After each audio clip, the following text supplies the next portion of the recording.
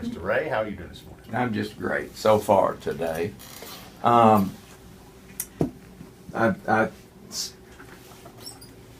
talked to, I think it was Miranda Combs from out at your station. Channel 27, Channel Miranda Combs, 27. investigative reporter. Yeah. Miranda Combs. And we were talking about guns and the auction of guns that are confiscated from criminals and by the police. And under Kentucky law, those guns are supposed to be sent to the Kentucky State Police. Shane Ragland, with a high-powered rifle, was very concerned that this rifle that had been used to assassinate his son was going to be turned over to the state police and auctioned. That he really did not want the gun that killed his son back in circulation.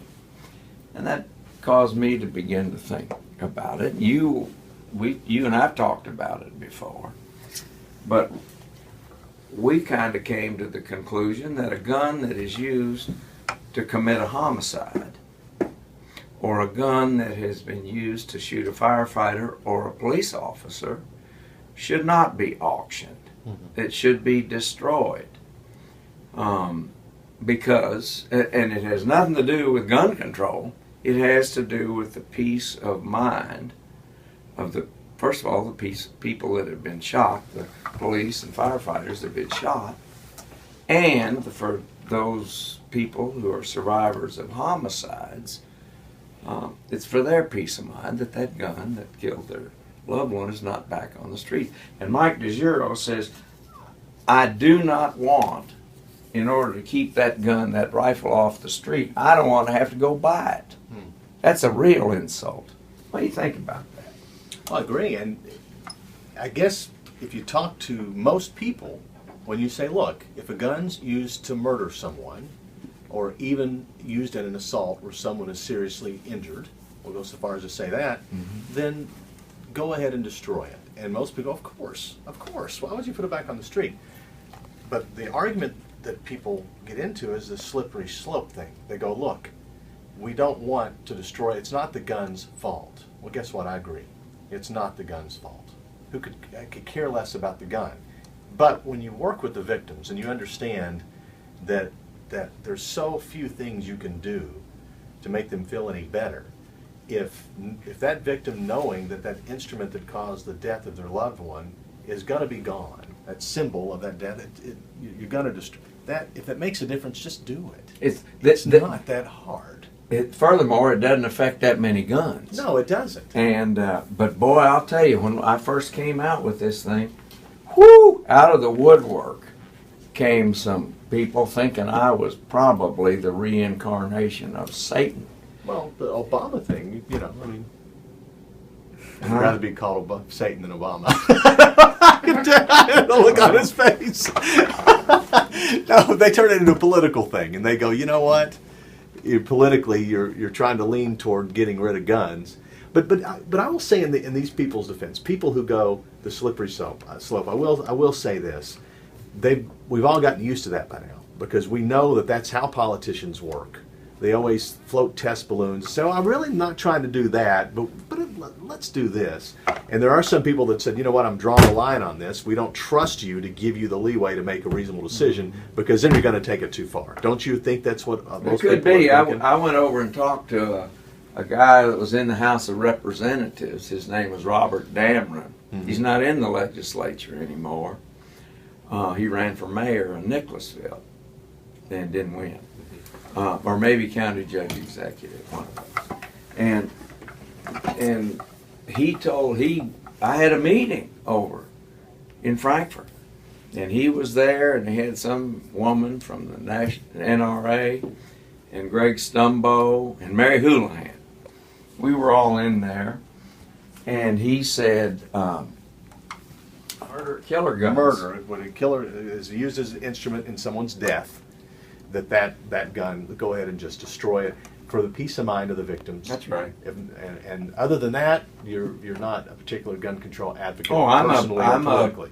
Listen, I'll tell you, because somebody said, how do you feel about gun control? And I said, look, as long as our dumbass legislature is letting people out of prison like they're letting people out of prison, don't you dare take people's right to defend themselves away. And the way you can defend yourself is if you believe you're in danger of serious physical injury or death, Kentucky law allows you to use deadly physical force, meaning you can shoot and kill them. Mm-hmm. And so I'm for that,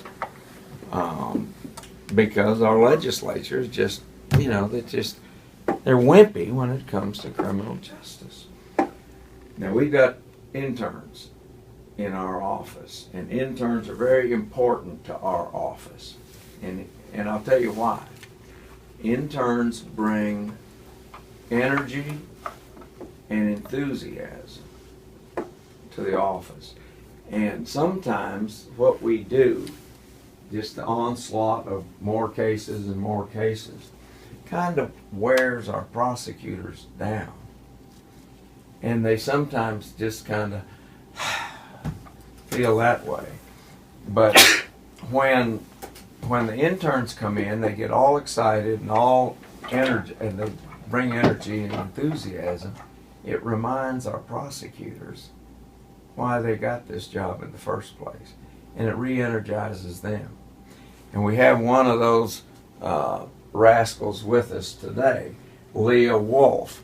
And I told Leah that if she's called upon to talk, be prepared to talk about this internship, and if she's enjoying it, why. And so Leah, let's hear it.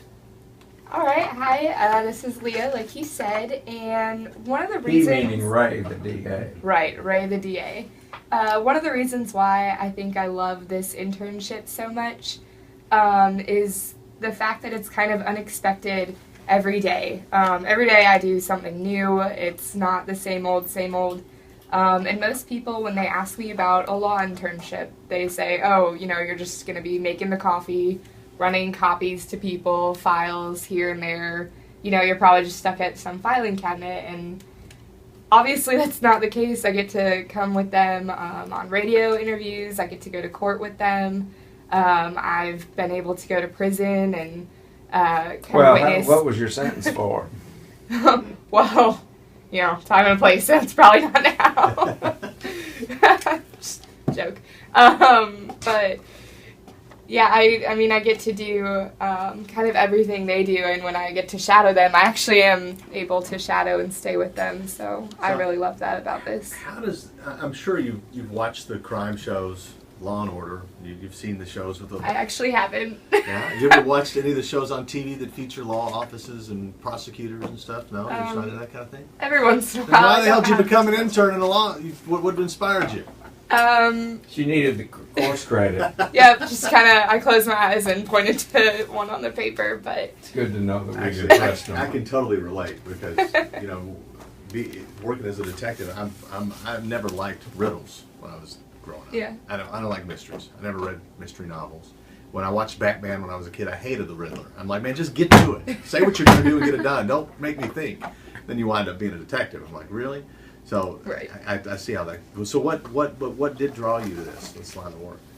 I have always loved debating and kind of arguing a point to get my point across and kind of prove myself right, which my mom hated, but I loved. How tall are you? I'm 5'2". She's 5'2". She plays on the softball, the club softball team at UK. And we were talking on the way out here about vehicles. And she had, for the longest time, her dad's car. They had 300,000 miles on it. What kind of car was it? It was a Cadillac. 2002 Cadillac, which means it's about half a football field long. Mm-hmm. She's 5'2", probably has to sit in the booster seat, and everybody thinks she's a pimp. So, well, I am, so. Oh, there you go. Okay. That's funny. Well, it was a safer car. That's why your dad put you that way. Yeah, right. A lot of metal. Yeah. Well, I want a couple of headlines. The homicides in Louisville. I read this. Already, there are 14 homicides in Louisville, and we're not even halfway through February. Wow. For this year. What type of murders are we dealing with there? Are they drug crime kind of murders, or is it random? Do you know? No, they're almost all drug related and territory related, I think. And the young people that are committing them, I don't mean 12-year-olds, I mean young 18, 19-year-old people. Big concern. Now, the other thing that is in the news these days are these heroin proposals in the legislature. And in order to, they say they really want to crack down on the major dealers. And so what they've done, they put a limit. A major dealer is somebody that deals with a kilo or more. A kilo of heroin makes you a major dealer. Yeah, yeah. Wow. Did you know that we in the Office of the Fayette Commonwealth Attorney have never had a case involving that much heroin? And it's that they're making